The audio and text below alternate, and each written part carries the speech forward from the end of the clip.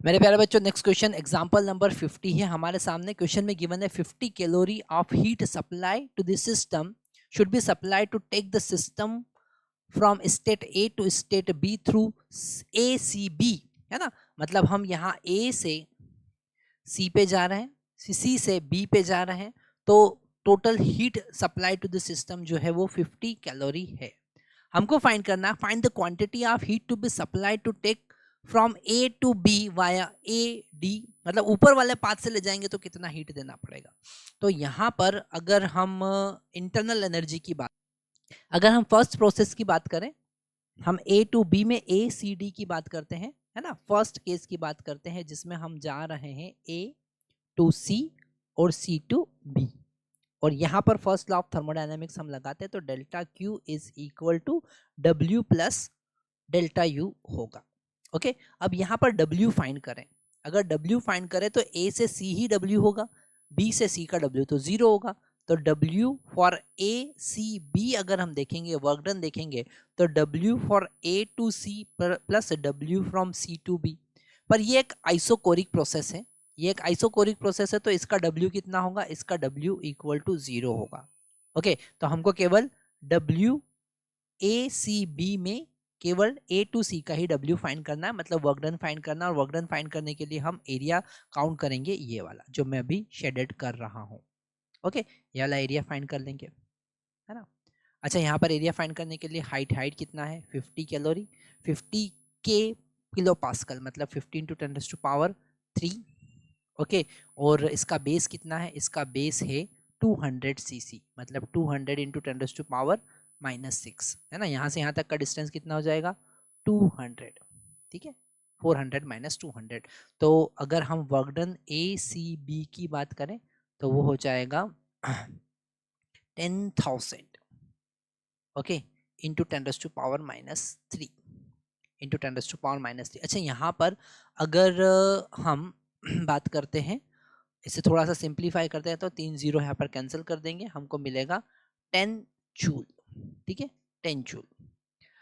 अब अगर हम डेल्टा यू की बात करें, क्योंकि हमको डेल्टा क्यू पता है और डेल्टा यू की बात करें और वो हमें फाइंड करना है प्लस डब्ल्यू हम देखेंगे, पर डेल्टा क्यू जो यहाँ पर गिवन है, डेल्टा क्यू जो यहाँ पर गिवन है वो हमको 50 कैलोरी गिवन है, जिसको हम जूल में कन्वर्ट करने के लिए 4.2 का मल्टीप्लाई कर देंगे।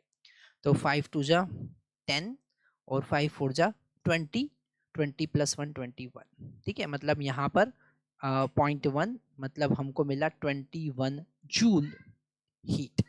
अगर हम डेल्टा यू की बात करें तो डेल्टा यू कितना हो जाएगा, डेल्टा यू हो जाएगा डेल्टा क्यू माइनस डब्ल्यू, जो हमने यहाँ पर निकाला है, मतलब 21 minus 10 that is equal to 11 joule, ठीक है। और ए से अगर हम बी जा रहे हैं तो यहाँ पर कॉन्सेप्ट क्या यूज कर रहे हैं, हम कॉन्सेप्ट यूज करते हैं डेल्टा यू जो है वो स्टेट फंक्शन है, ठीक है, स्टेट फंक्शन है, मतलब डेल्टा यू जो है वो ए से बी तक का कांस्टेंट रहेगा, दैट इज 11 जूल रहेगा। कितना रहेगा, 11 जूल रहेगा। और अब यहाँ पर जो हमने ए सी बी के लिए डेल्टा यू है ना, अगर हम डेल्टा यू की बात करें ए सी बी के लिए तो वही ए बी के लिए भी होगा, मतलब वो स्टेट फंक्शन है।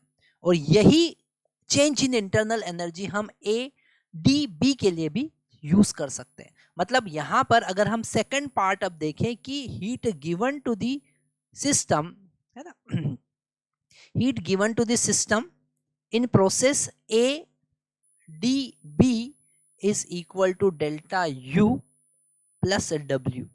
और W अगर हम देखें किसका, A D B का, तो वहां पर W A to D plus W D to B, और W A to D 0 होगा क्योंकि फिर से वो आइसोकोरिक प्रोसेस है।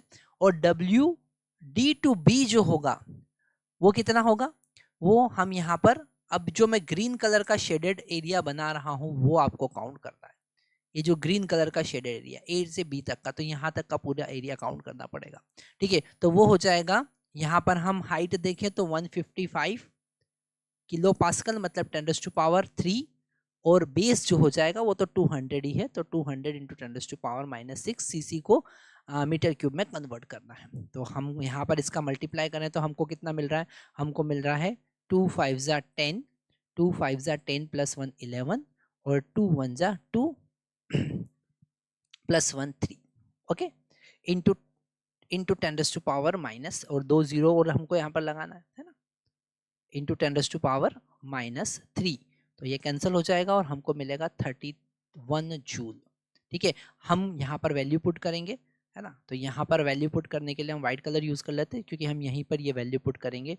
Delta Q is equal to, delta U हमने यहाँ से निकाला 11 और डेल्टा डब्ल्यू हमने यहाँ से निकाला 31, तो अब हमको मिलेगा 42 जूल। कितना हो जाएगा, 42 जूल।